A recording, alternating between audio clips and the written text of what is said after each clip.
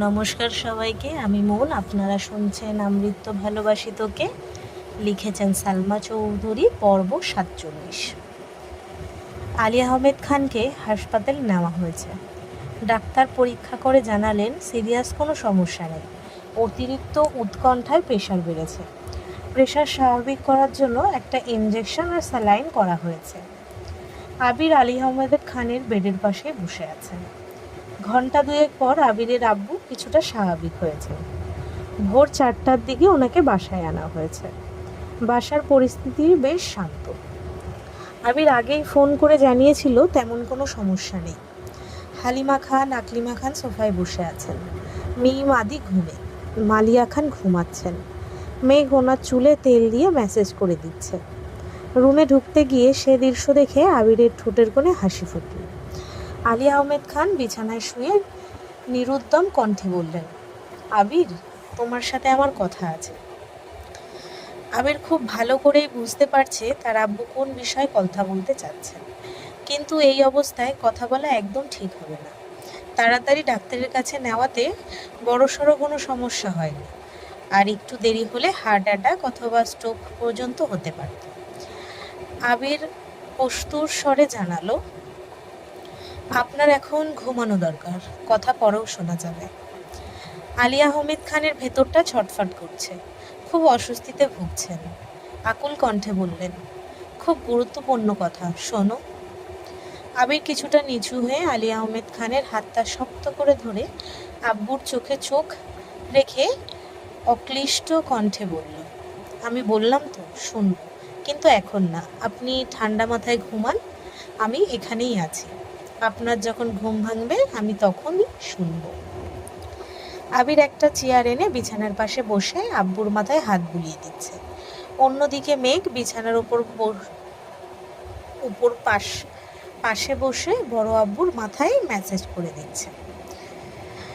মালিয়া খানকে ঘুমের ওষুধ খাওয়ানো হয়েছে, তাই কিছুই টের পাননি।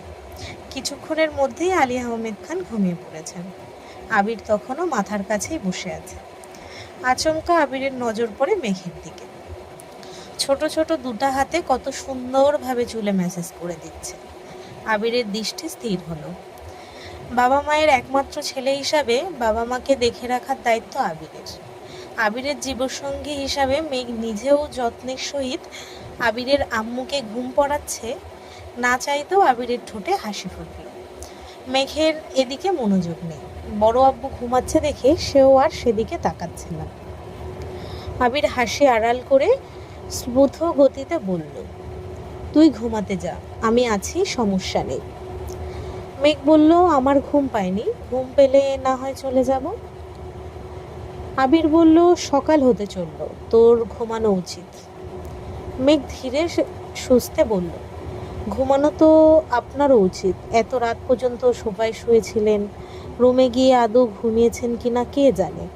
আপনার চোখ লাল হয়ে আছে, স্পষ্ট বোঝা যাচ্ছে ঘুম প্রয়োজন। কই, আপনি তো ঘুমাচ্ছেন না। আবির নীরবে হেসে সাবলীল ভঙ্গিতে বলল, বাহ, এত সূক্ষ্ম নজরদারি কবে থেকে শুরু করলি? মেঘ বিড়বিড় করে বলল, আপনি দেশে ফেরার পর থেকেই। আবিরের ফোন ভাইব্রেট হচ্ছে। পকেট থেকে ফোন বের করতেই দেখলো ফুপ্পি কল দিচ্ছে। আবির যেই উঠতে যাবে খেয়াল হলো আলী আহমেদ খান আবিরের হাতে ধরে রেখেছেন। আবির হাতের দিকে তাকালো। আব্বুর হাত ছাড়িয়ে বের হওয়ার সাধ্যই তার নেই। তাই মেঘের দিকে ফোন এগিয়ে দিয়ে তপ্ত স্বরে বলল, সাবধানে কথা বলিস। মেঘ ফোন হাতে নিয়েতেই স্ক্রিনে ফুপ্পি লেখা দেখে তড়িঘড়ি করে বিছানা থেকে নেমে রুম থেকে বেরিয়ে গেল। আবিরের আব্বুকে হাসপাতালে নেওয়ার সময় আবিরের ফুপ্পি আবিরকে কল দিয়েছিলেন, কিন্তু আবির রিসিভ করতে পারেনি। হাসপাতালে যাওয়ার পর তানভীরকে কল দেওয়ায় তানভীর আব্বু কাকামণির আড়ালে গিয়ে শুধু জানিয়েছিল বড় আব্বু অসুস্থ, হাসপাতালে আনা হয়েছে। এরপর আর কথা হয়নি। তানভীর বাসায় এসে ফোন চার্জে দিয়ে শুতেই ঘুমিয়ে পড়েছে। মেঘ ফোন রুমে ফেলে নিচে আসছিল আর রুমে যায়নি। অবশেষে বাধ্য হয়েই আবিরকে কল দিয়েছেন। মেঘ রুম থেকে বের হতে হতে কল রিসিভ করলো। ফুপ্পি আর্তনাদ করে বললেন, ভাইজান এখন কেমন আছে বাবা? মেঘ নরম স্বরে বলল, বড় আব্বু মোটামুটি সুস্থ আছেন, বাসায় নিয়ে আসছে, এখন ঘুমাচ্ছেন। তুমি টেনশন করো না ফুপ্পি। ফুপ্পি বলল, মেঘ? মেঘ বলল, হ্যাঁ ফুপ্পি। ফুপ্পি বলল, আবির কোথায়? মেঘ বলল, আবির ভাই বড় আব্বুর কাছে বসে আছে, তাই আমাকে ফোন দিয়েছেন। ফুপ্পি বলল, বাসায় সবাই ঠিক আছে তো? মেঘ বলল, আলহামদুলিল্লাহ ঠিক আছেন। বড় আব্বু বাসায় আসার পর সবাই বড় আব্বুকে দেখে ঘুমাতে গেছেন। ফুপ্পি জিজ্ঞেস করলো, তোর আব্বু কেমন আছে? মেঘ বলল, আব্বুর কথা কি বলবো, সেই যে চুপ করেছেন, এখনো পর্যন্ত কারোর সাথে কথা বলছেন না, আম্মুর সঙ্গেও কথা বলছেন না। তুমি চিন্তা করো না ফুপ্পি, নিজের যত্ন নিও, এখন ঘুমিয়ে পড়ো। ফুপ্পি বলল, আচ্ছা তোরাও সাবধানে থাকিস, সম্ভব হলে আবিরের একটু যত্ন নিস, ছেলেটা মাত্রাতিরিক্ত দুশ্চিন্তা করে। মেঘ বলল, আমার কথা শুনবে নাকি? এক ধমক দিয়ে 10 হাত দূরে ফেলে দেবে। মাহমুদা খান মৃদু হেসে বললেন, তুই বুঝাইয়া বলিস। মেঘ বলল, আচ্ছা বলবো, এখন রাখছি, আল্লাহ হাফেজ। ফুপ্পি বলল, আল্লাহ হাফেজ। মেঘ কথা শেষ করে আবিরের কাছে ফোন নিয়ে গেল। আবির ফোন নিয়ে শীতল কণ্ঠে বলল, ঘুমাতে যা। মেঘ মাথা নিচু করে ধীর কণ্ঠে বলল, আমি থাকি এখানে। আবির কপাল কুঁচকে তাকালো। মেঘ চোখ তুলতেই দুজনের চোখাচোখি হলো।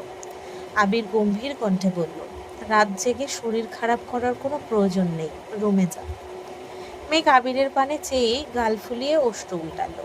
বড় আব্বু বড় আম্মুকে রেখে যেতে ইচ্ছে করছে না, চোখে ঘুমও নেই, তাছাড়া এখানে থাকলে আবির ভাইয়ের কাছাকাছি থাকতে পারত। অভিমান জমেছে মনের কোণে। আবির কণ্ঠ দ্বিগুণ ভারী করে বলল, কথা বললে একটু মানিস প্লিজ। মেঘ আর কিছু বলল না। আবির ভাইয়ের শান্ত অথচ শক্ত কণ্ঠের কথাতে আবেগ, অনুভূতি, তীব্র অধিকারবোধ লুকিয়ে আছে, তা বুঝতে পেরেই মেঘ চুপচাপ রুমে চলে গেছে। হাত মুখ ধুয়ে উজু করে নামাজ পড়ে একেবারে শুয়েছেন, কিন্তু চোখে বিন্দু মাত্র ঘুম নেই। গতকালের ঘটনাগুলো বারবার মাথায় ঘুরছে। গোমরামুখ আবির ভাইয়ের পরিবর্তনটা আজ মেঘের মনে বারবার খোঁচা দিচ্ছে। আবির দেশে আসার পর মেঘের সঙ্গে তেমন কথাই বলতো না, বললেও চোখে মুখে সবসময় রাগ, ক্রোধ থাকতো, হুটার ধমক দিয়ে বসতো। অথচ ধীরে ধীরে আবির কেমন যেন পরিবর্তন হয়ে যাচ্ছে। এখন আর আগের মতো রাগ দেখায় না, মেঘের উপর শুধু শুধু চেঁচায় না, কিছু জিজ্ঞেস করলে শীতল কণ্ঠে উত্তর দেয়। আর যত্ন তো কয়েক গুণ বেড়েছে। আবিরকে নিয়ে ভাবতে ভাবতেই মেঘ ঘুমিয়ে পড়েছে। প্রায় 8টা নাগাদ মালিয়া খান সজাগ হয়েছেন। আবির তখনও চেয়ারে হেলান দিয়ে বসে আছে। মালিয়া খান শোয়া থেকে তাড়াতাড়ি উঠে বললেন, উদ্বিগ্ন কণ্ঠে আবিরকে প্রশ্ন করলেন, তোর আব্বুকে নিয়ে কখন বাসায় আসছিস? ডাকিসনি কেন আমায়? আবির বলল, 4টের দিকে আসছি, তুমি ঘুমাচ্ছিলে তাই ডাকিনি। মালিয়া খান বললেন, তোর আব্বু ঠিক আছে তো? আবির বলল, আলহামদুলিল্লাহ, একদম সুস্থ আছে, শুধু প্রেশারটা একটু বাড়তি, আজে বাজে চিন্তা ভাবনা বাদ দিতে বলেছেন। মালিয়া খান করুণ দৃষ্টিতে আবিরের মুখের বাণে তাকিয়ে আছে, তারপর মোলায়েম কণ্ঠে শুধালেন, সারা রাত ঘুমাসনি? আবির বলল, না। মালিয়া খান বলল, রুমে গিয়ে একটু ঘুমিয়ে নে, আমি আছি তোর আব্বুর কাছে। আবির বলল, সমস্যা নেই, আব্বু উঠুক, পরে যাব। মালিয়া খান তেমন জোর করলেন না। বাবার অসুস্থতায় ছেলে পাশে থাক, এটা সব মায়েরাই চাইবে। মালিয়া খান উঠে ফ্রেশ হয়ে রান্নাঘরের দিকে গেলেন। ততক্ষণে সকালের নাস্তা প্রায় রেডি হয়ে গেছে। বাড়িতে একজন হেল্পিং হ্যান্ড আছেন, যিনি প্রায় 15 বছর যাবৎ এই বাড়িতেই থাকেন। ওনার নাম খোদেজা। ওনার হাজবেন্ড এই বাড়ির দারোয়ান। বাড়ির দেখাশোনা ওনারা দুজন মিলেই করেন। ওনাদের দুজন মেয়ে, বড় মেয়ের বিয়ে হয়ে গেছে, ছোট মেয়েটা এবার ক্লাস 6-এ পড়ে। তাদের খাওয়া দাওয়া থেকে শুরু করে মেয়ের পড়াশুনোর খরচ সব দায়িত্ব আবিরের আব্বুর। আবিরদের মেইন গেটের পাশেই ওনাদের থাকার জন্য একটা রুম করে দিয়েছেন। উনি সব কাটা বাছা করে দেন, কিন্তু রান্না বেশিরভাগ সময় মালিয়া খান নিজেই করেন। মালিয়া খানের রান্না ছাড়া আবিরের আব্বু খেতে পারেন না। অসুস্থতার কারণে সব রান্না করতে না পারলেও আলী আহমেদ খানের জন্য অল্প স্বল্প রান্না মালিয়া খানই করেন। এখন বেশিরভাগ রান্না মালিয়া খান করেন। রান্না করাটা হালিমা খানের শখ। নতুন নতুন রেসিপি বানানো, বাড়ির সবাইকে তা খাওয়ানো ওনার বেশ ভালো লাগে। অন্যদিকে আকলিমা খান রান্না পারেন না বলেই চলে। মালিয়া খান বা হালিমা খান রান্না করলে উনি শুধু দাঁড়িয়ে দাঁড়িয়ে দেখেন। মাঝে মাঝে লবণ চেক করেন। বড় দুই বউ অসুস্থ থাকলে বাধ্য হয়ে খোদেজা আফার সহযোগিতায় রান্না করেন, তবে তা খাওয়ার যোগ্য হবে কি না সে বিষয়ে সবসময় চিন্তিত থাকেন। আবির আসার পর আরেকজন হেল্পিং হ্যান্ড এনেছে। উনি 2-3 ঘন্টার জন্য এসে ঝাড়া মোছা, কাপড় ধোয়ার সাথে অন্যান্য কিছু কাজ করে দিয়ে যান। আজ মালিয়া খান, হালিমা খান দুজনেই উঠতে দেরি করেছেন, তাই আকলিমা খান আর খোদেজা আফা মিলে নাস্তা রেডি করেছেন। মালিয়া খান রান্নাঘরে এসে আবিরের জন্য হালকা নাস্তা নিয়ে রুমে চলে গেছেন। আম্মুর কর্মকাণ্ডে আবির বিরক্ত হয়ে বলল, তোমাকে নাস্তা আনতে কে বলেছে? ভালো না লাগলে শুয়ে ঘুমাও। হালিমা খান বললেন, তোর আব্বুর জন্য রান্না করতে হবে। আবির বলল, এই অবস্থায় রান্না করতে যাবে? হালিমা খান বলল, ওরা সব রেডি করে রেখেছে, শুধু রান্নাটা করব। আবির রাগান্বিত কণ্ঠে বলল, যা খুশি করো, তোমাদের কাউকে কথা মানাতে পারলাম না। আবির দীর্ঘশ্বাস ছাড়ল। মালিয়া খান খানিক হেসে বেরিয়ে গেলেন। মালিয়া খান ড্রয়িং রুম পর্যন্ত যেতেই মেঘ নেমে আসলো। মালিয়া খানের আগে রান্নাঘরে ছুটে গেল। সবাই আলী আহমেদ খানের রান্নার বিষয়েই কথা বলছিলেন। মেঘ উত্তেজিত কণ্ঠে বললেন, বড় আব্বুর জন্য আজ আমি রান্না করব। আকলিমা খান হেসে বললেন, মেঘ, তুই রান্না কবে শিখলি? মেঘ বলল, আজকে শিখবো, তারপর রান্না করব। মালিয়া খান তথস্থ হয়ে বললেন, না রে মা, তোর রান্না করতে হবে না, তোর বড় আব্বু এমনিতেই অসুস্থ, রান্না ভালো না হলে খেতে পারবে না। মেঘ বলল, রান্না একবারে ভালো না হলে প্রয়োজনে 5 বার করব, তবুও আমিই রান্না করব, তুমি শুধু বসে বসে আমায় দিক নির্দেশনা দেবে। হালিমা খান বলল, মারে, পাগলামি করিস না। মেঘ শক্ত কণ্ঠে বলা শুরু করলো, ডিসিশন ফাইনাল, রান্না আমিই করব, আমি এই বিষয়ে আর কোনো কথা শুনতে চাই না। তোমরা সবাই রান্নাঘর থেকে যাও, ডাইনিং থেকে নির্দেশনা দিলেই চলবে। বড় আব্বু, আব্বু, আবির ভাই যেভাবে নিজের মর্জি চালান, মেঘও আজ ঠিক সেভাবেই বলেছে। মালিয়া খান সহ বাকিরাও আশ্চর্য নয়নে মেঘকে দেখছে। সামান্য নুডলস করতে গেলে যে মেয়ে 10 বার আম্মু, বড় আম্মু অথবা কাকিয়াকে ডাকতে থাকে, সে আজ রান্নার জন্য সবাইকে রান্নাঘর থেকে বের করে দিচ্ছে, ভাবা যায়? মালিয়া খান ডাইনিংয়ে বসেই মেঘকে নির্দেশনা দিচ্ছে। মেঘ সে অনুযায়ী রান্না করছে। একবারের জায়গায় 10 বার লবণ চেক করছে। তরকারি হয়েছে কিনা সেটাও বুঝতে পারছে না, আবার কাউকে কাছেও আসতে দিচ্ছে না। মালিয়া খানের কথা মতো বড় আব্বুর জন্য 2টা তরকারি রান্না করেছে। রান্না শেষে ছুটে গেল বড় আব্বুর রুমে, বড় আব্বু উঠেছে কিনা দেখার জন্য। 3 দিনের অনিদ্রায় আবিরের চোখ ঘুমে টলছিল, তাই চেয়ারে হেলান দিয়ে ঘুমিয়ে পড়েছিল। মেঘের নুপুরের শব্দে সহসা ঘুম ভেঙে গেছে। ক্ষুদ্র পরিসরে তাকাতেই চোখে পড়ল মেঘের নাজেহাল অবস্থা। গ্যাসের তাপে ঘেমে একাকার অবস্থা হয়ে গেছে। যে মেয়ে আজ পর্যন্ত টানা 10 মিনিট চুলার পাশে দাঁড়িয়ে থাকেনি, সে আজ প্রায় 1 থেকে 1.5 ঘন্টা যাবৎ রান্না করেছে। চোখ মুখ লাল হয়ে আছে। আবির সূক্ষ্ম নেত্রে মেঘকে দেখে মৃদুগামী কণ্ঠে বলল, তোর এই অবস্থা কেন? মেঘ উত্তর না দিয়ে উল্টে প্রশ্ন করলো, বড় আব্বু এখনো ওঠেনি? আবির বলল, না। মেঘ বলল, আচ্ছা। মেঘ চলে যাচ্ছে, আবির পেছন থেকে গম্ভীর কণ্ঠে আবারও প্রশ্ন করলো, আমি কি জিজ্ঞেস করছি? মেঘ বলল, এমনি, বলেই মেঘ চলে গেছে। আবিরের দুশ্চিন্তার কমতি নেই। আব্বু, আম্মু, মেঘ, ফুপ্পি প্রত্যেকের চিন্তা এক আবিরের মাথায়। সেই সঙ্গে নিজের ব্যবসা, আব্বুর ব্যবসা, তানভীরের চিন্তা তো আছেই। একা একজনের পক্ষে কত দিক সামলানো সম্ভব? 9টার দিকে আলী আহমেদ খানের ঘুম ভাঙে। সজাগ হয়ে আবিরের দিকে ঘুম ঘুম চোখে তাকাতেই আবির কোমল কণ্ঠে প্রশ্ন করল, এখন কেমন লাগছে? আব্বু বলল, কিছুটা স্বাভাবিক মনে হচ্ছে। তুমি ঘুমাওনি? আবির মলিন হাসলো। আব্বুকে ধরে বিছানা থেকে উঠিয়ে ওয়াশরুম পর্যন্ত এগিয়ে দিল। আলী আহমেদ খান অনেকটাই সুস্থ, একাই চলতে পারবেন, তবুও আবির রিস্ক নিতে চায় না। আলী আহমেদ খান ফ্রেশ হয়ে বিছানায় এসে বসতেই আবির প্রেশার মাপার যন্ত্র নিয়ে আসলো। প্রেশার এখন আগের থেকে অনেকটা স্বাভাবিক হয়েছে। আলী আহমেদ খান গুরুভার কণ্ঠে প্রশ্ন করলেন, তানভীর কোথায়? ওঠেনি এখনো? আবির বলল, বলতে পারছি না, দেখতে হবে। আলী আহমেদ খান বললেন, তানভীরকে ডাকো, তোমাদের দুই ভাইয়ের সাথে আমার কথা আছে। আবির ভ্রু কুঁচকে বলল, আগে খাবার খেয়ে ঔষধ খাবে, তারপর কথা শুনব। আলী আহমেদ খান গম্ভীর কণ্ঠে বললেন, তুমি আমার কথা গুরুত্ব দিচ্ছ না আবির? আবির ঠোঁটে হালকা হাসি রেখে বলল, আপনার অসুস্থতার থেকে আশা করি কথাটা বেশি গুরুত্বপূর্ণ না। আপনি সুস্থ থাকলে একটা কেন, লক্ষ কোটি কথা বলতে পারবেন। আলী আহমেদ খান নিশ্চুপ।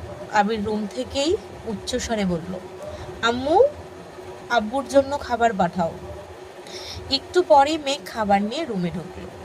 আবির কপাল গুটিয়ে চেয়ে আছে। মেঘ ভাতের প্লেট রেখে আবারও ছুটলো, একে একে সব নিয়ে আসছে। মালিয়া খান রুমে এসে বিছানার পাশে বসে আবিরের আব্বুর সাথে কথা বলছে। এই সুযোগে আবির মেঘের দিকে তাকিয়ে ভ্রু নাচালো। মেঘ শুধু মুচকি হাসলো। আবিরের মাথায় কিছুই ঢুকছে না। মালিয়া খান এবার খাবারের প্লেট এগিয়ে দিয়ে উদ্দীপ্ত স্বরে বলল, নিন, খেয়ে বলুন রান্না কেমন হয়েছে। আলী আহমেদ খান অল্প খেয়ে কপাল কিছুটা কুঁচকালো। সে দৃশ্য দেখে ভয়ে মেঘের বুক কেঁপে উঠেছে। স্বয়ং আবির ভাই এখানে উপস্থিত, রান্না খারাপ হলে আজ খবরই আছে। আলী আহমেদ খান আরেকটু খেয়ে হাসি মুখে বললেন, আজকের রান্নার স্বাদ অন্যরকম। এ রান্না তো তোমার না, কে রান্না করেছে? মালিয়া খান চোখের ইশারায় মেঘকে দেখালো। আলী আহমেদ খান অবাক চোখে মেঘের দিকে তাকালো। আলী আহমেদ খানের থেকেও কয়েক গুণ বেশি অবাক চোখে তাকিয়েছে আবির। বিপুল চোখে তাকিয়ে আছে মেঘের দিকে। মেঘ লজ্জায় মাথা নিচু করে রেখেছে। আলী আহমেদ খান খেতে খেতে মেঘের প্রশংসায় পঞ্চমুখ। তা শুনে মেঘ লজ্জায় লাজুকলতার ন্যায় নুইয়ে পড়েছে। আবিরের বৃহৎ আখি যুগল মেঘেতে স্থির হয়ে আছে। মেঘ রান্না করেছে, এটা আবিরের কাছে অবিশ্বাস্য ঘটনা। সহসা আবিরের মনে দুশ্চিন্তা হানা দিল। তীক্ষ্ণ দৃষ্টিতে মেঘকে আপাদমস্তক পরখ করতে লাগলো। রান্না করতে গিয়ে কোনো সমস্যা হয়েছে কিনা তাই দেখে নিল। আবিরের হৃদয় খুঁড়ে স্বস্তির নিঃশ্বাস বেরিয়ে আসলো। মনের ভিতর অন্যরকম ভালো লাগা কাজ করছে। প্রতিনিয়ত মেঘের বিস্ময়কর কর্মকাণ্ডে আবির অভিভূত হয়ে যাচ্ছে। মেঘের দায়িত্ববোধ, চলাফেরাতে অমূল পরিবর্তন, আচরণ কথাবার্তাতেও আকাশ পাতাল পার্থক্য।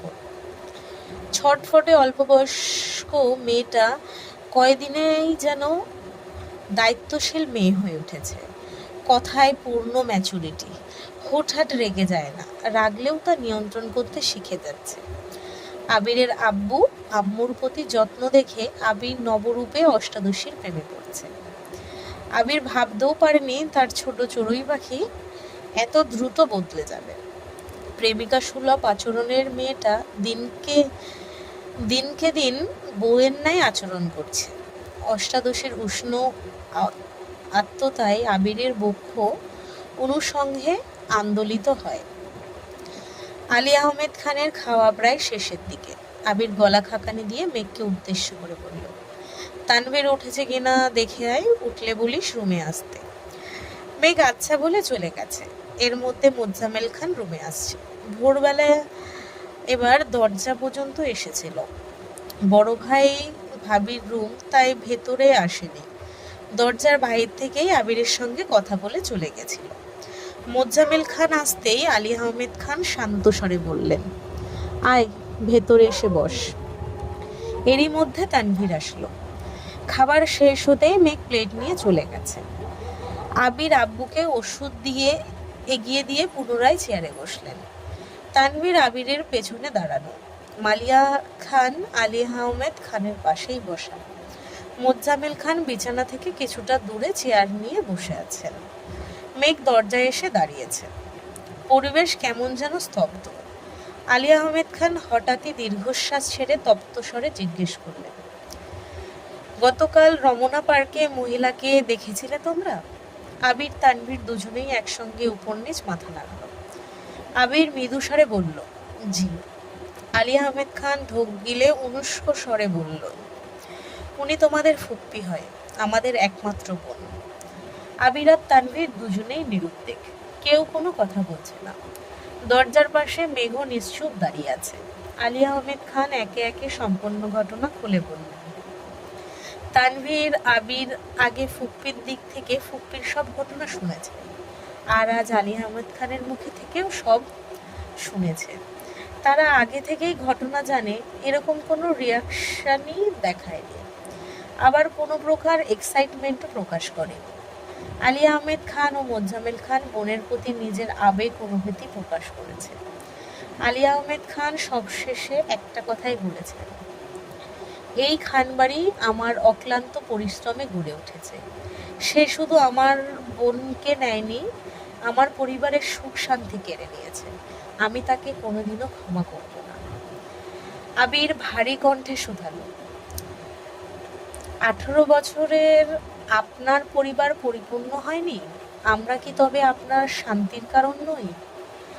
আবিরের মুখে এমন কথা শুনে সকলেই আশ্চর্য নয়নে তাকিয়ে আছে। আবির এমন কথা বলার ছেলেই নয়। আলী আহমেদ খান হেসে বললেন, তা কেন হবে? এখন তোমরাই আমার সব, তোমাদেরকে ঘিরেই আমার সব আশা ভরসা। আবির বলল, তাহলে এত বছর আগের ক্ষোভ এখনো কেন পুষে রেখেছে? আর আমাদেরকেই কেনই বা বলছেন? সেই ক্ষোভ আমাদের মধ্যেও ঢুকাতে চাচ্ছেন? আলী আহমেদ খান নিরুপায় হয়ে তাকিয়ে আছে। কি বলবে কিছুই বুঝতে পারছে না। এত বছর পর বোনকে দেখাতে নিজের আবেগ, অনুভূতি, রাগ, ক্ষোভ সব যেন একসাথে মিশে গেছে। মোজাম্মেল খান ধীর কণ্ঠে বললেন, তোমাদের একজন ফুপ্পি আছে, তা তোমাদের জানা দরকার, সেজন্য জানানো হয়েছে। আবির মৃদু হেসে বলল, আপনারা যদি নিজের ক্রোধ কমাতে না পারেন আর ওনাকে এই বাড়ির চৌকাঠ পেরোতেই না দেন, তবে আমাদের ফুপ্পি আছে কি নেই সেই কথা জেনে আমাদের কি কাজ? তানভীর সন্দিহান চোখে চেয়ে প্রশ্ন করল, ফুপ্পিকে এই বাড়িতে আনা যায় না? মোজাম্মেল খান বললেন, সেটা সময় বলে দেবে। আরো কিছুক্ষণ চলল এই কথোপকথন। আবির বাবা চাচাকে ইচ্ছাকৃত খোঁচা দিয়ে কথা বলছে, যেন ওনাদের ভেতরের রাগ খুব কমে আসে। আবিররাও ওনাদের সাপোর্ট করলে সেই রাগ কমার বদলে উল্টে বেড়ে যাবে। কথা শেষ করে আবির নিজের রুমে গিয়ে ফ্রেশ হয়ে শুয়ে পড়েছে। 3 দিনের ক্লান্তিতে চোখে ঘুম আছড়ে পড়েছে। অফিসে যাওয়ার বিন্দুমাত্র শক্তি নেই। রাকিবকে জানিয়ে দিয়েছে, সেই যে সকাল দিকে ঘুমিয়েছিল সেই ঘুম ভেঙেছে সন্ধ্যার আগে আগে। হাত মুখ ধুয়ে তাড়াতাড়ি নিচে আসলো। সারাদিন ঘুমের কারণে আব্বুর খোঁজ নিতে পারেনি। রুমে ঢুকতে গিয়েই দেখলো আলী আহমেদ খান বিছানায় হেলান দিয়ে চোখ বন্ধ করে বসে আছে। মেঘ পাশের চেয়ারে বসে বড় আব্বুকে পত্রিকা পড়ে শোনাচ্ছে। আবির তা দেখে রীতিমতো ঘিমড়ি খেল। মেঘের প্রতি দুর্বলতা ক্রমশ বাড়ছে। আবির ধীর গতিতে রুমে ঢুকে আব্বুর পায়ের কাছে বসলো। আস্তে করে ডাকলো, আব্বু। আলী আহমেদ খান চোখ মেলে তাকাতলেই সঙ্গে সঙ্গে মেঘের পত্রিকা পড়াও বন্ধ হয়ে গেছে। আবির ধীর স্থির ভাবে জিজ্ঞেস করলেন, এখন শরীর কেমন? আব্বু বললেন, আলহামদুলিল্লাহ ভালো। আবির উদ্বিগ্ন কণ্ঠে শোধালো, ঔষধ? আলী আহমেদ খান মেঘের দিকে তাকিয়ে বললেন, আমার মাই খাইয়ে দিয়েছে, সারাদিন ধরেই এখানে বসে আছে, রুমেই যাচ্ছে না। আবির কপাল কুঁচকে মনে মনে বিড়বিড় করে বলল, তোর ম্যাচুরিটি আমায় প্রতিনিয়ত উন্মাদ করে তুলছে।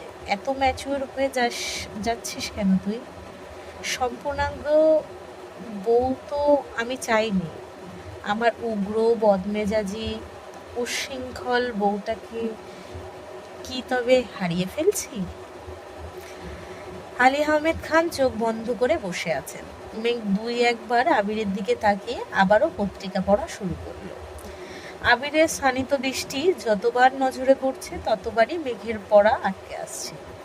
ক্ষণে ক্ষণে আবিরের কুচকানো ভ্রুযুগল আরো কুচকে আসে। গভীর কোনো উদ্বেগ মস্তিষ্কে ঘুরপাক খাচ্ছে। আবির দীর্ঘ সময় স্থির দৃষ্টিতে তাকিয়ে রইল মেঘের অভিমুখে। আবিরের হিমায়িত দৃষ্টিতে অষ্টাদশীর শান্ত হৃদয়ে আচমকা অশান্ত বাতাস বইতে শুরু করল। পড়া থামিয়ে প্রখর নেত্রে তাকালো আবিরের দিকে। সরাসরি চোখে চোখ পড়ায় আবির পলক ফেলে চিবুক নামিয়ে রুম থেকে চলে গেছে। আবিরের নিস্তব্ধতা মেঘকে খানিক ভাবালো। তারপর আবারও পত্রিকা পড়ায় মনোযোগ দিল। মালিয়া খান ছাদে হাঁটাহাঁটি করে সন্ধ্যায় রুমে আসছে। মেঘকে পত্রিকা পড়তে দেখে ঠান্ডা কণ্ঠে বললেন, তুই এখনো পত্রিকা পড়তেছিস? মেঘ নীরবে হেসে পড়াতে মনোযোগ দিল। মালিয়া খান বিছানার পাশে বসতে বসতে শক্ত কণ্ঠে বললেন, অনেক পড়েছিস, এখন পত্রিকাটা রেখে একটু বাহিরে বের হ। দীর্ঘ সময় এভাবে পড়লে চোখে ঝাপসা দেখবি। মেঘ বলল, কিছু হবে না।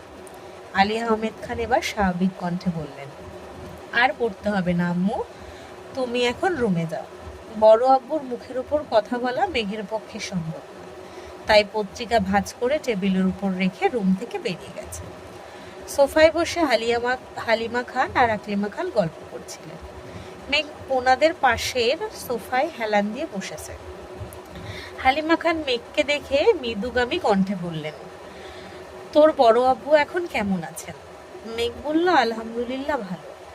ঠোঁটে হাসি রেখে হালিমা খান বললেন, তোর রান্না খুব ভালো হয়েছে। বড় আব্বুর উছিলায় আমার মেয়ে রান্না যে করছে সেই অনেক।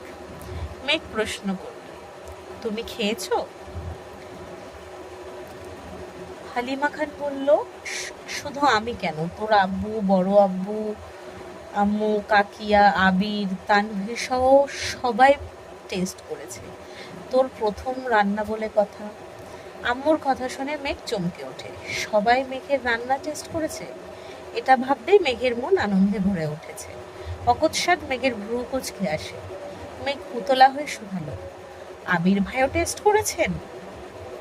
হালিমা খান বললেন, হ্যাঁ, আবির সবার আগে টেস্ট করেছে। মেঘ বলল, আবির ভাই না সারাদিন ঘুমাইছে, আমার রান্না কখন টেস্ট করলো? হালিমা খান বলল, সকালে টেস্ট করে তারপরে ঘুমাতে গেছে, তোর রান্নার তারিফ করছিল। মেঘ বলল, আবির ভাই নিজে থেকে আমার রান্নার প্রশংসা করেছেন? আকলিমা খান ঠোঁট বেঁকে মৃদু স্বরে বললেন, আবির কি সহজে কিছু বলে নাকি? বারবার জিজ্ঞেস করতেছিলাম, তাই বাধ্য হয়ে বলছে খুব ভালো হয়েছে।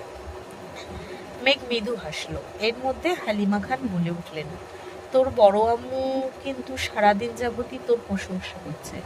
কম করে হলো 15 থেকে 20 বার বলছে তুই বড় হয়ে গেছিস, বিয়ের বয়স হয়ে গেছে, তোকে নাকি বিয়ে দিতে হবে। মেঘ মনে মনে বিড়বিড় করে বলছে, বড় আম্মু আমাকে বড় ভাবলে কি হবে? ওনার ছেলের চোখে তো আমি পিপিলিকার মতন, ওনার নজরে আমি পড়িই না। আকলিমা খান উপরে ব্যালকানির দিকে তাকিয়ে হঠাৎ উদ্বিগ্ন কণ্ঠে বললেন, আবির উঠেছে দেখলাম, কফি খাবে কি না করে দিব? হালিমা খান কিছু বলার আগে মেঘ বসা থেকে উঠতে উঠতে বলল, আমি কফি নিয়ে যাচ্ছি, তোমরা গল্প করো। আকলিমা খান আর হালিমা খান দুজনেই আশ্চর্যজনিত নয়নে তাকিয়ে আছেন। মেঘ সেসব পাত্তা না দিয়ে রান্নাঘরে গেল কফি করার জন্য। দুই যার নিষ্পলক তাকিয়ে আছে মেঘের দিকে। মেঘ খুব সাবধানতার সহিত আবিরের জন্য কফি বানিয়ে নিজেই নিয়ে যাচ্ছে। কফি হাতে আবিরের রুমে ঢুকলো। আবির কোথাও নেই। টেবিলের উপরে কফির কাপ রেখে সম্পূর্ণ রুমে চোখ বোলালো। আবির কোথাও নেই। হঠাৎ বারান্দার কথা মনে হতেই এগিয়ে গেল সেদিকে। আবির চেয়ারে বসে রেলিংয়ে পা ঠেসে চোখ বন্ধ করে বসে আছে। মেঘ অনুচ্চ কণ্ঠে বলল, আপনার জন্য কফি নিয়ে আসছি। মেঘের কণ্ঠস্বর স্নায়ুতন্ত্রের প্রবেশ মাত্রই আবির চোখ পেল। অপাঙ্গে তাকালো মেঘের দিকে। মেঘ পুনরায় অচঞ্চল স্বরে প্রশ্ন করল, কফিটা এখানে নিয়ে আসবো? আবির ভ্রু কুঁচকে সূক্ষ্ম নেত্রে তাকিয়ে বিরক্তি ভরা কণ্ঠে বলল, কি হয়েছে তোর? মেঘ এদিক সেদিক তাকিয়ে সমিত স্বরে জানালো, আমার আবার কি হবে? আবির বলল, কিছু না হলে এত ম্যাচুয়ের ব্যবহার কেন করতেছিস? কাকে কি বোঝাতে চাচ্ছিস? মেঘ কপালে ভাঁজ ফেলে মন খারাপ করে বলল, আমি কাউকে কিছু বোঝাতে চাচ্ছি না। কাকিয়া আম্মু আপনার কফির কথা বলছিল, তাই আমি নিয়ে আসছি। আমার কাজ আছে, আসছি। মেঘ মাথা চেঁচু করে যেতে নিলে আবির চেয়ার থেকে উঠে এক পা এগিয়ে মেঘের ডান হাতের কবজিতে শক্ত করে ধরে। অকস্মাৎ কাণ্ডে মেঘ ভড়কে গেছে। ঘাড় ঘুরিয়ে আবিরের দিকে তাকাতেই চোখ পড়ে একজোড়া রক্তাভ আঁখি। সহসা মেঘ ঢোক গেল। আবির ভাইয়ের রাগের কারণ মেঘের অজানা। কি ভুল করেছে তাও বুঝতে পারছে না। চিবুক নামিয়ে ধীর কণ্ঠে বলল, ছাড়ুন প্লিজ, হাতে ব্যথা লাগছে। হাত ছাড়ার বদলে আবির আরো শক্ত করে ধরে নিরেট কণ্ঠে বলল, কি কাজ আছে তোর? আবির রাগী স্বর বুঝতে পেরে মেঘ ধীর স্থির গতিতে বলল, বড় আব্বুর কাছে যাব। আবির বলল, কোনো প্রয়োজন নেই। মেঘ বলল, মানে? আবির বলল, আব্বু যথেষ্ট সুস্থ আছেন, তোকে আব্বুর দেখাশোনা করতে হবে না। মেঘ বলল, কেন? আবির রাগান্বিত কণ্ঠে বলল, কারণ আমি চাই না তুই আমার আব্বু আম্মুর এত যত্ন নিস। আমি আমার বাবা মাকে দেখে রাখতে পারবো, আর আমার প্রতিও তোর কোনো প্রকার আহ্লাদি ভাব দেখাতে হবে না। কফি আমি করে খেতে পারবো, কাউকে কফি করে দেওয়ার কোনো প্রয়োজন নেই। মেঘ এবার চোখ তুলে আবিরের দিকে তাকায়। হাতের ব্যথার থেকে কয়েক গুণ বেশি ব্যথা বুকে করছে। আবিরের নিষ্ঠুরতা দেখে মেঘের মনের কোণ ভেঙে ঢেকে যাচ্ছে। মেঘ করুণ স্বরে বলল, আপনার আম্মু আব্বু বলে কি আমি যত্ন নিতে পারবো না? ওনারা তো আমার বড় আব্বু বড় আম্মু, আমার কি ওনাদের যত্ন নেওয়ার অধিকার নেই? আবির রাগ দ্বিগুণ বেড়ে গেছে। রাগে কটমট করতে করতে বলল, না, নেই, কোনো অধিকার নেই। মেঘের কণ্ঠস্বর ভারী হয়ে আসে। অকস্মার দুর্বহ কণ্ঠ বলে, আপনি বললেই হলো, আমি যত্ন নিবই, ছাড়ুন। হাত না ছাড়া সত্ত্বেও মেঘ চলে যাওয়ার জন্য পা বাড়ায়। আবির সহসা মেঘের হাতের কবজিতে টান দিতেই মেঘ আবিরের বুকের কাছে চলে আসে। আবির সঙ্গে সঙ্গে ঘুরিয়ে মেঘকে বারান্দার দেয়ালের সঙ্গে চেপে ধরে। মেঘ স্থির হতে পারছে না, মাথা ঘুরছে। আবির আরেক হাতে মেঘের নামানো চিবুক উপরে ওঠায়। আবির তখনও অগ্নিদৃষ্টিতেই তাকিয়ে আছে। কণ্ঠ তিনগুণ ভারী করে আবির বলল, আমার কথা না মানলে এর ফল খুব ভয়ানক হবে। তুই যদি ভেবে থাকিস তুই সব বিষয়ে ছাড় পেয়ে যাবি, তাহলে তুই ভুল ভাবছিস। মেঘ শীতল চোখে তাকিয়ে বিড়বিড় করে বলল, আপনি এত নিষ্ঠুর কেন? আবির বলল, নিষ্ঠুর পৃথিবীতে প্রতিটা মানুষকেই প্রয়োজনে নিষ্ঠুর হতে হয়। মেঘ তপ্ত স্বরে বলল, বড় আব্বু বা বড় আম্মুর যত্ন কেন নিতে পারবো না? এর একটা কারণ বলুন। আবির গম্ভীর কণ্ঠে জানালো, আমার আব্বু আম্মুর ব্যাপারে আমি কি সিদ্ধান্তে নিব তার কারণ তোকে বলতে হবে? আমার বাবা মাকে আমি যেভাবে খুশি দেখে রাখবো, একা না পারলে কয়েকজন নার্স নিয়োগ করব। তবুও তোকে যেন ওনাদের আশেপাশে সর্বক্ষণ ঘুরঘুর করতে না দেখি। মেঘ আকপাচ না ভেবেই বলে উঠল, আমি কি আপনাদের খুব বিরক্ত করি? আবির বলল, হ্যাঁ, অনেক বিরক্ত করিস, এই যে এখন করতেছিস। মেঘের চোখ টলমল করছে, হৃদয় খুঁড়ে দীর্ঘশ্বাস বেরিয়ে আসে। মেঘ কাঁদো কাঁদো কণ্ঠে বলল, ঠিক আছে, আজকের পর আমি আপনাদের কারো জীবনের বিরক্তির কারণ হব না। আবির ঠাস করে মেঘের হাত ছেড়ে গজগজ করতে করতে বলল, বেশি বুঝলে এমনই হবে। মেঘ ছলছল নয়নে কিছুক্ষণ নিজের হাতের দিকে তাকিয়ে থেকে মাথা নিচু করে চলে গেছে। আবির ধপ করে চেয়ারে বসে পড়েছে, চোখ বন্ধ করে দু হাতে মাথা চেপে ধরেছে। মেঘের সঙ্গে রাগ দেখাতে বড্ড কষ্ট হয়, কিন্তু মেঘের এই ম্যাচুর আচরণ আবির আতঙ্কে আছে। অষ্টাদশীর পরিপক্কতা দেখে বাড়ির মানুষ কোনোভাবে যদি মেঘের জন্য সম্বন্ধ দেখা শুরু করে, তখন আবির কি করবে? কিভাবে আটকাবে আব্বু চাচ্চুকে? মেঘ অবুঝের মতো বড় আব্বুর যত্ন করছে, কিন্তু তারা তো এটাকে সেভাবে নিবে না। হুট করে এমন কোনো ঘটনা ঘটলে আবির সম্পূর্ণরূপে চূর্ণ বিচূর্ণ হয়ে যাবে।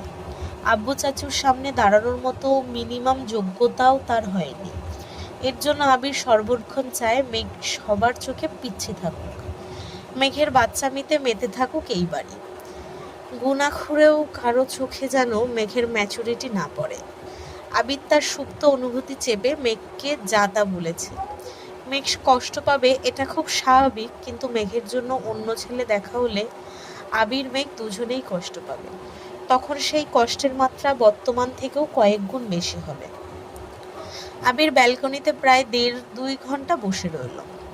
মেঘের আনা কফি টেবিলেই ঠান্ডা হয়েছে। ঘন্টা 2 পর তানভীর এসে কিছুক্ষণ কথা বলে আবার বেরিয়ে গেছে। আবিরের আচরণে মেঘ অনেক বেশি কষ্ট পেয়েছে, যার বহিঃপ্রকাশ ঘটেছে মেঘের তুলে। রাগে ঘরের প্রতিটা জিনিস এলোমেলো করে বিছানায় উপর হয়ে শুয়ে পড়েছে। বারবার কানে বাজছে, আমার কথা না মানলে এর ফল খুব ভয়ানক হবে। বড় আব্বুর উপর কোনো অধিকার নেই। মেঘ যেমনই ভাবে আবিরের কাছে আসবে, আবিরকে নিজের মনের কথা বলবে, আবিরের অনুভূতি বুঝবে, তখনই আবির মেঘকে দূর দূর করে তাড়িয়ে দেয়। দীর্ঘ চেষ্টায় দূরত্ব খানিকটা হ্রাস হয় কিনা আবির আবারও দূরত্ব বাড়িয়ে নিজের হাতেই সেখানে দেয়াল তুলে দেয়। অষ্টাদশীর অবুঝ মনে আবিরের কর্মকাণ্ড ক্রমে ক্রমে দাগ কেটে যাচ্ছে। ভালোবাসার অনুভূতিগুলো কেমন জানি ছন্নছাড়া হয়ে যাচ্ছে। বেশ কিছুক্ষণ পর মেঘের ফোনে কল বাজতেছে। কয়েকবার রিং হওয়ার পর মেঘ হাত বাড়িয়ে ফোনটা কাছে এনে দেখে বন্যা কল দিচ্ছে। দুজিত যেমন বন্যা কল দিচ্ছেই, কিন্তু মেঘ রিসিভ করছে না। ইচ্ছে না থাকা সত্ত্বেও মেঘ কল রিসিভ করলো। কল রিসিভ হওয়া মাত্রই ওপাশ থেকে বন্যা বলে উঠল, কি রে, কি হয়েছে তোর? কোন দুনিয়ায় হারাইছিলি?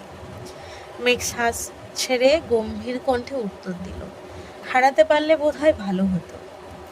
বন্যা বলল, কেন, কি হয়েছে? মেঘ বলল, কিছু না, বাদ দে। ইচ্ছে করেই বন্যাকে কিছু বলেনি।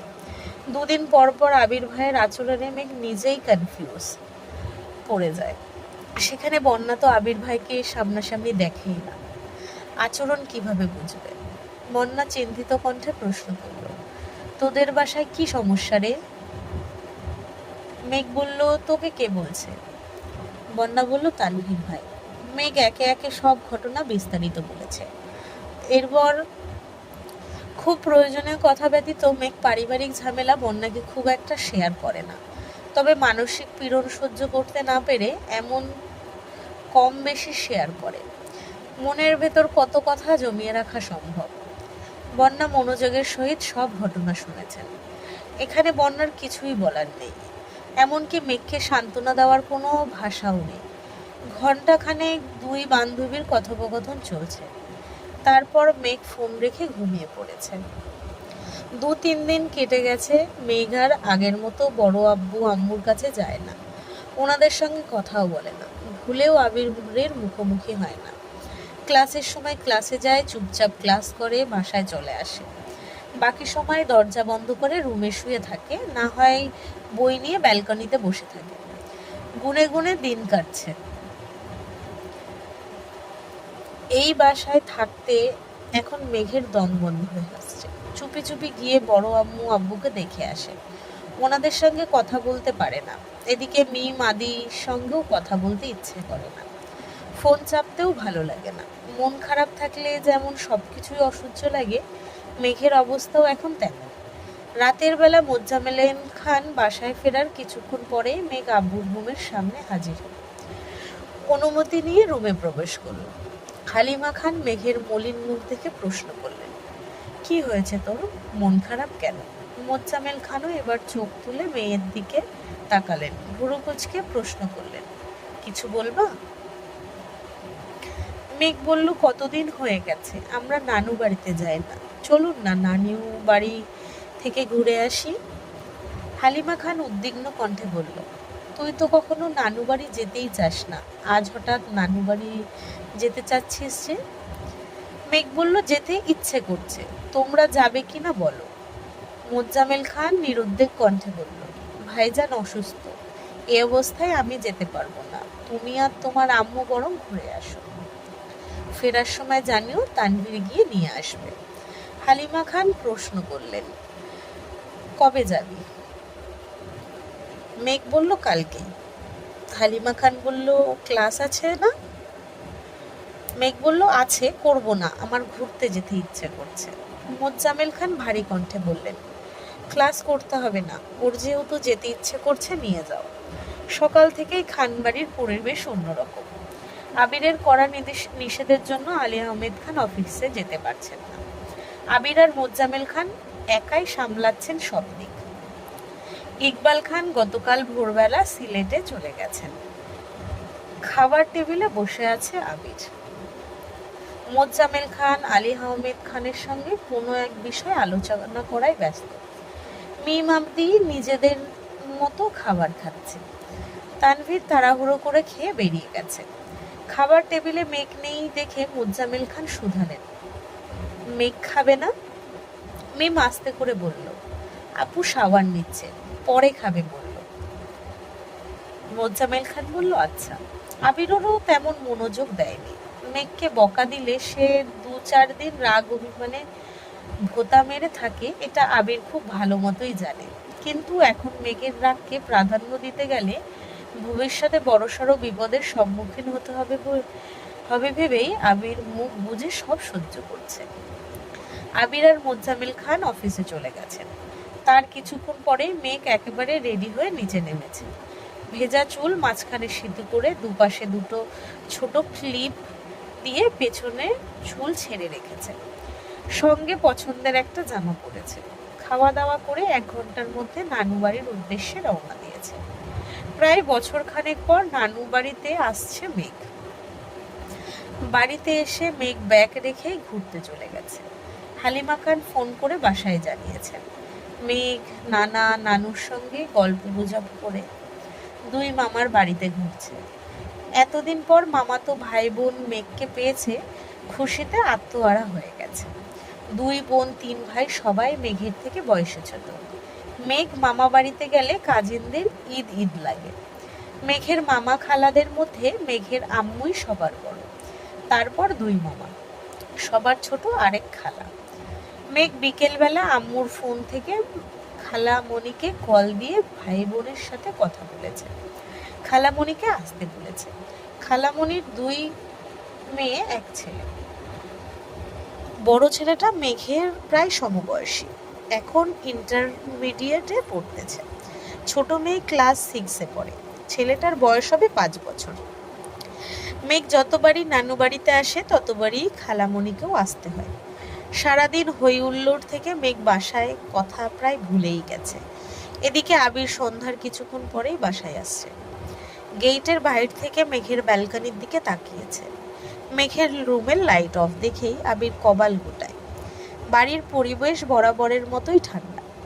আকলিমা খান আজ আদিকে সোফায় বসে পড়াচ্ছেন। মালিয়া খান আলী আহমেদ খানের কাছে বসে আছেন। মিম আর তার রুমে পড়তেছেন। আবির রুমে গিয়ে ফ্রেশ হয়ে কিছুক্ষণ পর আলী আহমেদ খানের রুমে গেল। আব্বুর রুম থেকে বেরিয়ে আসতেই আকলিমা খান শুধালেন, তোমাকে খেতে দিব? আবির বলল, দাও। আকলিমা খান আবিরকে খেতে দিচ্ছেন।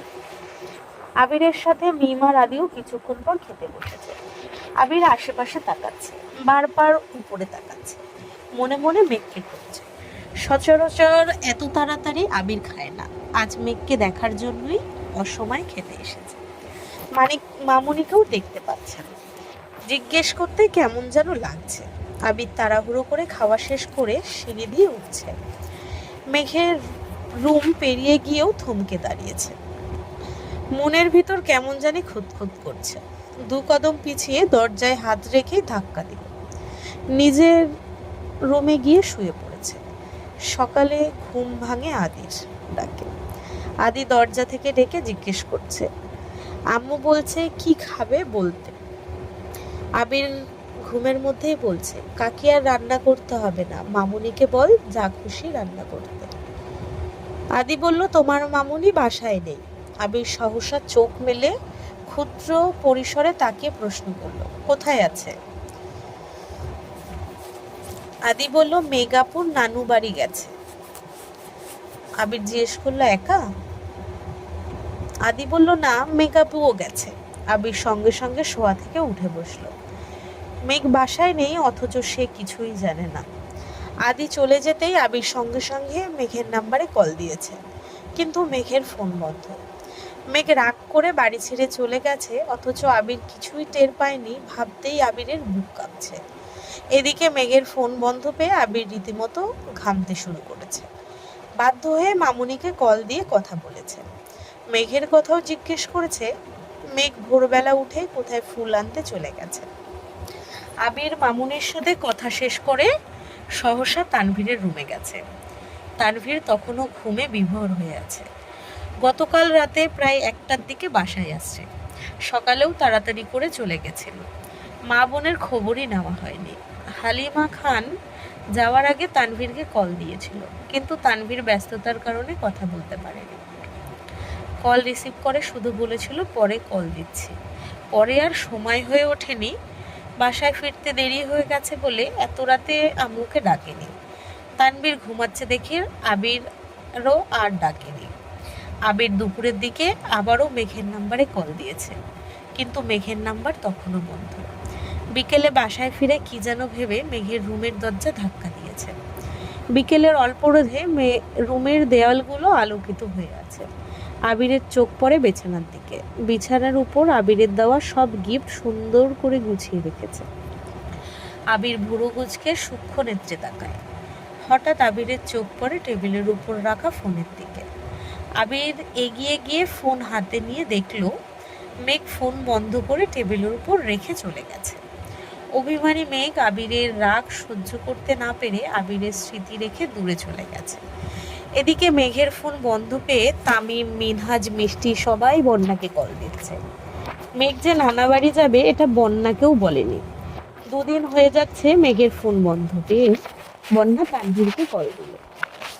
তানভীর তখন বাইকে। বন্যার দ্বিতীয় কল টের পেয়ে বাইক সাইড করে কল রিসিভ করলো। বন্যা সালাম দিয়ে প্রশ্ন করলো, মেঘ কোথায় আছে? তানভীর বলল, বনু নানি বাড়ি গেছে।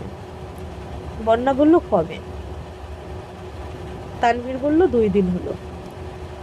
বন্যা বলল, আমার সঙ্গে তো ওই দিন রাতেই কথা হলো, বললো না তো? তানভীর বলল, তোমার বান্ধবী আমাকেও বলেনি, আমিই পরের দিন শুনছি। বন্যা বলল, মেঘের ফোন বন্ধ কেন? তানভীর বলল, ফোন বাসায় রেখে চলে গেছে। বন্যা বলল, কেন? তানভীর বলল, আমি কি করে বলবো? বন্যা বলল, কবে আসবে? তানভীর বলল, জানি না। বন্যা বলল, আপনি না ওর ভাই, জানেন না কেন? তানভীর বলল, আমাকে না বললে আমি কিভাবে জানবো? আম্মুও জানে না। বনুর যেদিন ইচ্ছা হবে সেদিন আসবে। বন্যা বলল, ও আচ্ছা, রাখছি তাহলে। তানভীর বলল, শোনো। বন্যা বলল, জি। তানভীর বলল, তোমার হাতের কি অবস্থা? বন্যা বলল, এখন কিছুটা ঠিক আছে। তানভীর বলল, ওষুধগুলো খাচ্ছ সময় মতন? বন্যা বলল, জি। আপনি কেমন আছেন? তানভীর ভুরু উঁচিয়ে মৃদু হেসে বলল, আলহামদুলিল্লাহ ভালো। কোথায় আছেন? তানভীর বলল, রাস্তায়, বাইকে। বন্যা বলল, সরি, অসময়ে কল দিলাম। তানভীর বলল, সমস্যা নেই, বলো। বন্যা বলল, আর কিছু বলবো না, রাখি এখন। তানভীর বলল, আচ্ছা, কি আর করা। 1 সপ্তাহ পেরিয়ে গেছে। মেঘের সঙ্গে কারোর যোগাযোগ নেই। তানভীর, আবির, মিমরা যখনই কল দেয় মেঘ আশেপাশে কোথাও থাকে না। কাছে থাকলেও আবিরের কথা শুনলেই মেঘ নিরুদ্দেশ হয়ে যায়। হালিমা খান সারা বাড়ি খুঁজেও মেঘকে পান না। 4-5 দিন পর মেঘের খালামণি আসছেন। নানু বাড়িতে মেঘকে নিয়ে মোট 9 জন কাজে। তানভীর আসলে পরিপূর্ণ হতো। রাত 12টা-1টা পর্যন্ত আড্ডা দিয়ে ঘুমায়। সকাল থেকে ওঠে হই হুল্লোড়, খেলাধুলো। নানার সঙ্গে ঘুরোঘুরি, নানুর হাতের পিঠা খাওয়াতে ব্যস্ত থাকে। এই কয়েকদিনে মেঘের মন অনেকটাই হালকা হয়ে গেছে। হালিমা খানকে দিয়ে প্রতিদিনই মালিয়া খানকে কল দিয়ে মেঘ বড় আব্বুর আর বড় আম্মুর খবর নেয়, কিন্তু নিজে কথা বলে না, এমনকি তানভীরের সঙ্গেও কথা বলে না। মেঘের সঙ্গে কথা বলতে না পেরে এদিকে আবিরের মাথা নষ্ট হয়ে যাচ্ছে। প্রতিদিনই মামুনিকে কল দেয়, কিন্তু মেঘকে একবারও কাছে পায় না। আজ ইচ্ছে করেই আবির রাত 11টায় কল দিয়েছে। প্রথম, দ্বিতীয়, তৃতীয়বার কল দেওয়ার পর অবশেষে কল রিসিভ হলো, কিন্তু কোনো কথা বলছে না। আবির প্রখর তপ্ত স্বরে ডাকল, মেঘ। মেঘ নিশ্চুপ, কোনো কথা বলছে না। আবির পুনরায় মোলায়েম কণ্ঠে বলল, কথা বলবি না? মেঘ ঢোক গিলে শান্ত স্বরে বলল, বলুন। আবির বলল, কি করছিস? মেঘ বলল, ঘুমাবো। আবির বলল, রাতে খাইছিস? মেঘ বলল, জি। আবির বলল, বাসায় কবে আসবি? মেঘ বলল, জানি না। আবির বলল, ক্লাস মিস হচ্ছে না? মেঘ বলল, হোক। আবির বলল, তবু আসবি না? মেঘ বলল, না। আবির বলল, বাসার মানুষদের মিস করিস না? মেঘ বলল, না। আর কিছু বলবেন? আবির বলল, কেন, বিরক্ত বোধ করছিস? মেঘ সশব্দে হেসে আস্তে করে বলল, না, হয়তো আমি কারো বিরক্তির কারণ হচ্ছি। ভালো থাকুন, আল্লাহ হাফেজ। মেঘের তীব্র অভিমান বুঝতে পেরে আবির আর কিছুই বলতে পারল না। মেঘ কল কেটে দীর্ঘ নিঃশ্বাস ছাড়ল। এর আগে কখনো আবিরের সঙ্গে এত অভিমান নিয়ে কথা বলেনি মেঘ। আবিরের কল দিলেই রাগ অভিমান সব মিলিয়ে যায়, অথচ এবার মেঘের মন পাথরের ন্যায় শক্ত হয়ে গেছে। আবিরের মোলায়েম কোমল কণ্ঠস্বর অষ্টাদশীর অভিমানের পাহাড় ভাঙতে ব্যর্থ হলো। এরপর থেকে প্রতিদিনই আবির রাত 11টার পরে মামুনির নাম্বারে কল দেয়। হালিমা খান 10টা থেকে 10:30 নাগাদ ঘুমিয়ে পড়েন। তারপর মেঘ আম্মুর ফোন দিয়ে গেম খেলে। আবিরের কল কাটার সাধ্য হয় না বলে বাধ্য হয়ে রিসিভ করে। প্রতিদিনই 2-1টা কথা বলে মেঘ কল কেটে দেয়। আজ শুক্রবার, গত রাতে মেঘের সঙ্গে কথা বলেই আবির ঘুমিয়েছে। 10টা বাজে, এখনো আবির ঘুমাচ্ছে। মামুনির নাম্বার থেকে কল আসতেই আবির ঘুমের মধ্যে কল রিসিভ করল। ঘুমন্ত অবস্থায় বলল, মামুনি? না, আমি মেঘ। আবির বলল, ম্যাম, বলুন। মেঘ বলল, ঘুমাচ্ছেন, পরে কল দিব? আবির বলল, বলুন, আমার ঘুম শেষ। মেঘ মলিন হেসে বলল, ভাইয়াকে কল দিচ্ছি, ভাইয়া কল ধরছে না। আবির বলল, কেন, কোনো দরকার? মেঘ বলল, নানুমণি ভাইয়াকে আসতে বলতেছেন, আর আমারও চলে যাব আজ। আবির বলল, আচ্ছা, আমি তানভীরকে বলে দেবো। মেঘ বলল, আর একটা কথা। আবির বলল, বলুন। মেঘ বলল, আম্মু বলতেছিল ভাইয়ার সঙ্গে আপনিও আসার জন্য। আবির বলল, মামুনি বলছে, তার মানে আপনি চান না আমি আসি? মেঘ বলল, আপনার ইচ্ছে হলে, সুযোগ থাকলে আসবেন, আমি কাউকে জোর করে তার বিরক্তির কারণ হতে চাই না, রাখছি। আবির মুচকি হেসে তাড়াতাড়ি উঠে তানভীরের রুমে ছুটে গেল। তানভীর সকালে খেয়ে আবার শুয়েছে। আবির তপ্তস্বরে ডাকলো, তানভীর ওঠ। আবিরের কণ্ঠস্বর শোনা মাত্র তানভীর হকচকিয়ে উঠল। গলা খাকানি দিয়ে প্রশ্ন করল, কি হলো ভাইয়া? আবির মুচকি হেসে বলল, বউ কল দিছে, তাকে আনতে যেতে হবে, তাড়াতাড়ি রেডি হ। আবির বলল, বাপরে বাপ, এত খুশি? আবির বলল, বউটাকে কতদিন ধরে দেখি না, বুকের ভেতর শূন্যতা অনুভব করছি, তুই বুঝবি না। তানভীর বলল, আহা গো। আবির বলল, ভণ্ডামি না করে তাড়াতাড়ি উঠে রেডি হ। তানভীর রেডি হতে হতে আম্মুকে কল দিয়েছে, গাড়ি নিয়ে বাড়ি পর্যন্ত যাবে কিনা জানার জন্য। মেঘদের নানু বাড়ির ওদিকে রাস্তা করতেছ, গাড়ি বাড়ি পর্যন্ত যাবে না।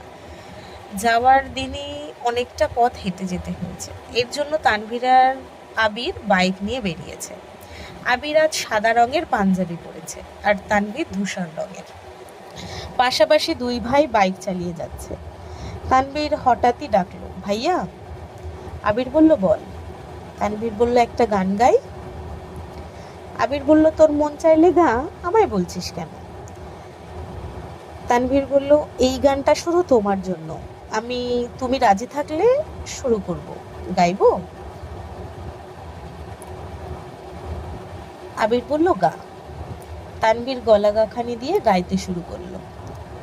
এসেছি তোকে নিয়ে ফিরবো বলে, মনেরই পথ চেনে আয় না চলে, তোর ছেড়ে জ্বর বুকে ছাড়ে না, পারছে তোকে ছাড়া না রে না। আজকের পর্ব এই অবধি। যদি সবার ভালো লাগে লাইক কমেন্ট শেয়ার করে দিও। যদি ইউটিউব থেকে শুনছো তো সাবস্ক্রাইব করো। যদি ফেসবুক থেকে শুনছো তো সবার পেজটাকে ফলো করে দিও। আজ আসছি, ধন্যবাদ সবাইকে।